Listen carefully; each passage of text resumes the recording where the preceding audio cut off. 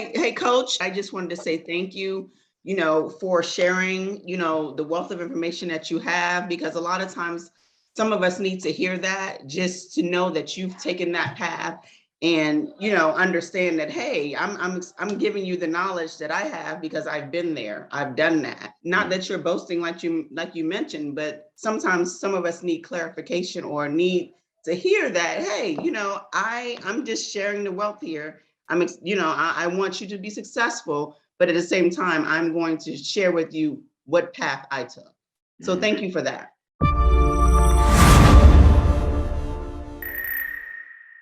City of Atlanta certificates that they're requiring. So I'm not necessarily extremely familiar with how Atlanta's doing it, but just some of the basics that I know about from some of the other students that are doing some things over there. They're not really charging a ton of money. I think it's a couple $100 to get the certificate. Is it that per year? Honestly, don't know. That I was about to start doing my research because that email kind of shocked me, and I was like, "Oh boy, what does that mean?" No, it's not. It's not really a big deal. So here's the thing. You got to look a little bit more into it because people do things differently. Atlanta's not the only city that does it. There are other cities throughout the country that are doing it. Now, you have, however, two trains of thought with the cities that are doing it. And one side of the coin is really, the city or the county recognizing that Airbnb is really not going anywhere.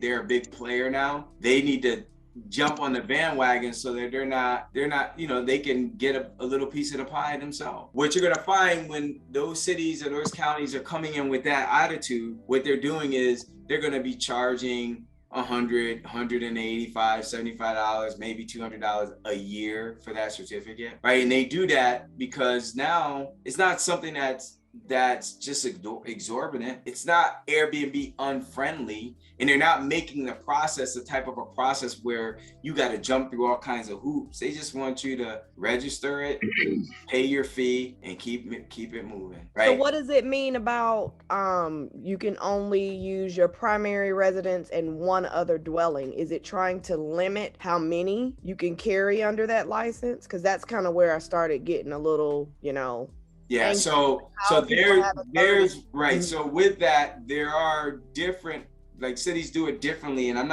if that's something that they're saying, you definitely need to look into that. So if they're saying that your primary and an additional dwelling, they may be trying to limit. I don't know necessarily what the background behind that is. So you got to really look into if that is exactly what they're saying. This is how, because I know, like, not Dallas, not Houston, I think it's Austin. Austin does something like that too. But what's happening there is that, and not only Austin, but Portland, Maine, they do it too, right? But it's strange because here's the thing, like, people that, what the students are doing in those areas is, in the other counties surrounding it, they're going, okay, no problem.